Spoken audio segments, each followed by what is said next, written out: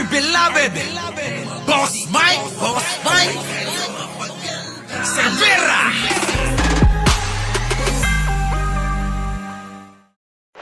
Ang bahagi ng aklat. What do you think about it, ma'am? Ang-scam ko pala colorful yung illustrations. Tapos, mamaya basahin ko verbatim yung mga text. Paglilinaw naman ng tagapagsalita ng Office of the Vice President, hindi ibinibenta ang bagay na kinwestiyon kahapon ni Senadora Risa Hontiveros. Kanina, nasilip na ng Senadora ang ilang bahagi ng aklat. What do you think about it, ma'am? Ang-scam ko pa lang colorful yung illustrations. Tapos, mamaya basahin ko verbatim yung mga text. Paglilinaw naman ng tagapagsalita ng Office of the Vice President, hindi ibinibenta ang librong Isang Kaibigan ni... Wala namang problema, bakit mo pa ibibenta pera na nga ng taong bayan yan Di ba mga kababayan? Sabi ni Sarah Brightman, maupikon talo na yan. Yun nakakainis no? Para gastusan ang paimigay ng naturang libro sa 1 milyong bata. Bagay na kinwestiyon kahapon ni Senadora Risa Hontiveros. Kanina, nasilip na ng Senadora ang ilang bahagi ng aklat. What do you think about it, ma'am? Ang-scam ko pa lang colorful yung illustrations. Tapos, mamaya basahin ko verbatim yung mga... Actually, meron ng si Risa, nabasa niya na. Di ba? Paglilinaw naman ng tagapagsalita ng Office of the Vice President, hindi ibinibenta ang librong Isang Kaibigan ni VP Sara. Gagamitin daw ito ng bise tuwing magkakaroon siya ng storytelling sa mga bata. Gagawin lang doon sa budget ay gagamitin yun para sa pag-imprenta o yung printing lang po talaga ng hard copies ng mga libro at ilalagay ito sa mga bag dahil tuwing nagkakaroon po. Siyempre, ganyan talaga sasabihin ng abogado, di ba? Pero kung inyong pag-aaralan, yung mga sinasabi at ilalagay ito sa mga sa mga bag. Opo, okay. Gawin lang doon sa budget. Gagawin lang doon sa budget. Budget pa rin, pera pa rin ng taong bayan. Opo, attorney pera pa rin ng ng taong bayan yung gagamitin nyo. Pag-imprenta o yung printing lang po talaga ng hard copies ng mga libro. Siyempre, talagang kailangan yung bayaran yan. At manggagaling nga yan, saan? Sa pera ng taong bayan, sa pondo ng gobyerno. Di ba? Sige, pasok. Copies ng mga libro at ilalagay ito sa mga bag dahil tuwing nagkakaroon po ng pagbibigay ng pagbabago bag, ay meron din pong storytelling. Ayan na nga. At ilalagay ito sa mga bag dahil tuwing magkakaroon po ng pagbibigay ng pagbabago, pagbibigay ng pagbabago? Pagbibigay ng bagong bags, ganun ba ang ibig mong sabihin? Attorney, ikaw kaya yung gumawa ng So, mga kababayan, napakaliwanag naman yung storytelling ng ating Vice President. Yun na lang ba ang kayang gawin talaga ng Vice Presidente? Ang magkwento na lang. Ikwento yung mga karanasan daw niya. Personal na karanasan ito sa kanyang buhay. Bilang napakatagal ng politiko sa ating bansa. Thank you po sa lahat ng mga subscribe. Pasok. Ating Vice President. Ayon pa kay POA, 50 pesos ang magagastos sa bawat kopya ng aklat. Pero kita nyo kung paano nila yung isip ng tao. Siyempre, para naman sabihin na, 50 pesos lang pala. Hindi yung 50 pesos. Ang tignan po natin yung 10 milyon. Di ba? Yung 10 milyon ang tignan natin.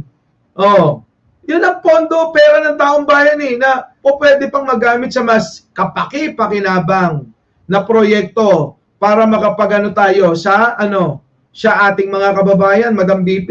Di ba? Sisikat ako, nek-nek book. Hindi ba nenok book? Alam nyo yung nenok? Alam nyo ba yung nenok, salitang nenok? Di ba? Nenok book. Tuloy.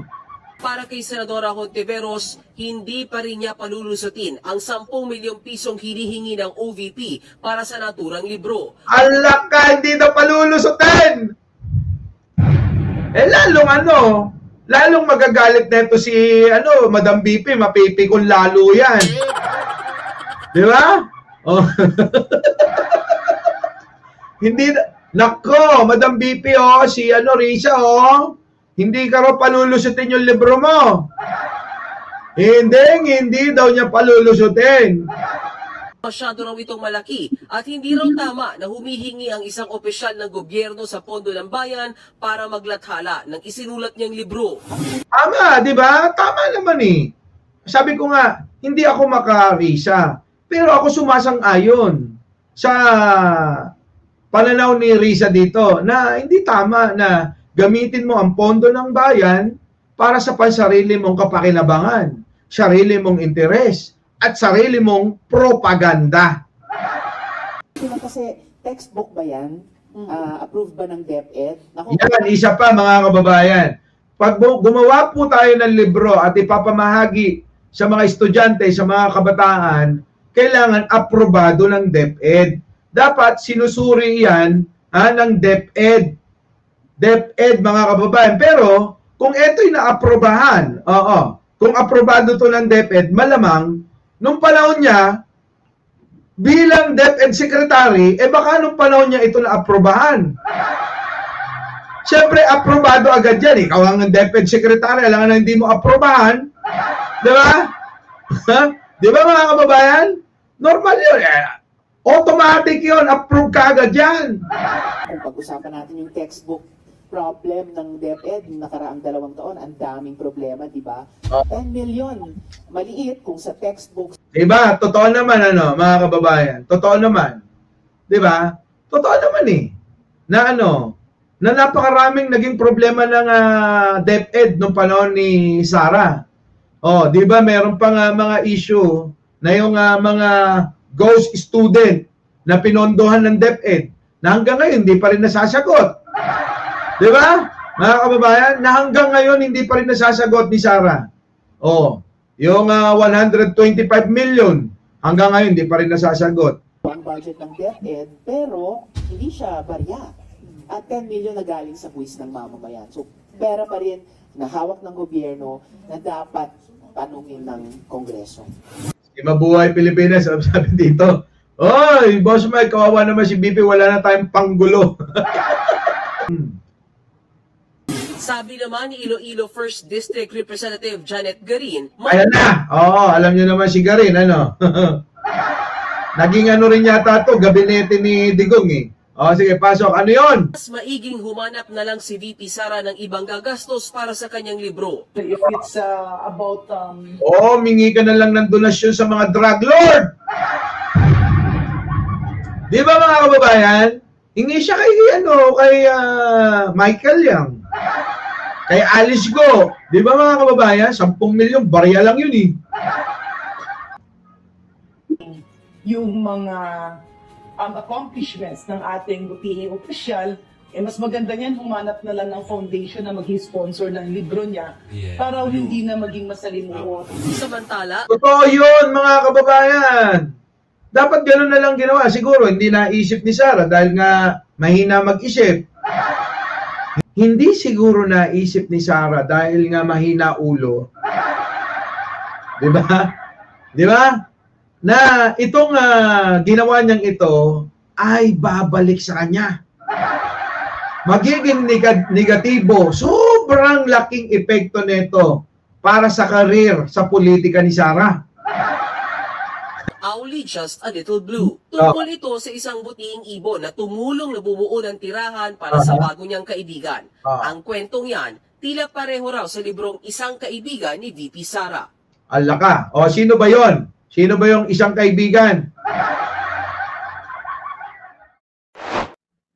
Our beloved Boss Mike Severa.